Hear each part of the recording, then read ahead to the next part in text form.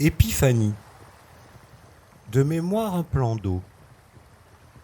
Par-delà les boules d'aigrettes plumeuses qui font la danse du vent à l'ombre des peupliers, et les pierres polies, blanches, aveuglantes, qui chantent sur les bords la chanson de l'Eussé, avant de s'avancer en digues et barrages dérisoires au milieu de l'eau, sur le flux continu de la rivière entre deux troncs moussus, un canard solitaire se laisse doucement dériver. L'Eussé était la plus belle, mais le dieu le plus laid tomba amoureux d'elle et l'enleva dans son palais. La jeune fille était mortelle et mourut de mort naturelle. Hadès oublie ici qu'il est roi des enfers. Le long de la rive, la dérive dure entre les peupliers qui chuchotent la paix des âges.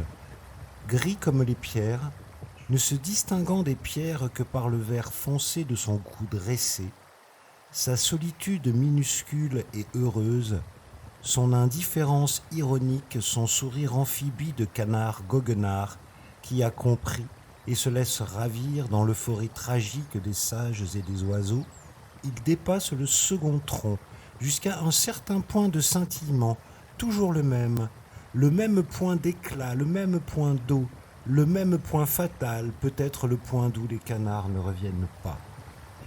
Ôté de la mort par la mort même de la mortelle belle victoire sur le Dieu sans pitié, qui pour honorer sa mémoire et lui dire je t'aime la transforma en peuplier.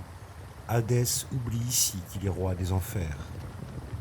Au même instant de l'eau, il s'envole, soudain cerné de 1000 papillons de lumière, dans un grand retour en arrière, en amont de la rivière, en amont du premier tronc, au même point de départ, au milieu de l'espèce de piscine, de bassine, de plan d'eau étale, précédant les rapides, il se pose, ne se repose pas et repart emporté pour le même trajet, joyeux et innocent par le soleil rasant, la brise parfumée des rumeurs de la terre mouillée, dans la brume irisée des ailes des demoiselles et des éclats de l'eau, en un cliquetis de lumière diffuse, en un dôme de pièces d'argent, les amours de l'Eussé étincellent pendant qu'un canard s'amuse.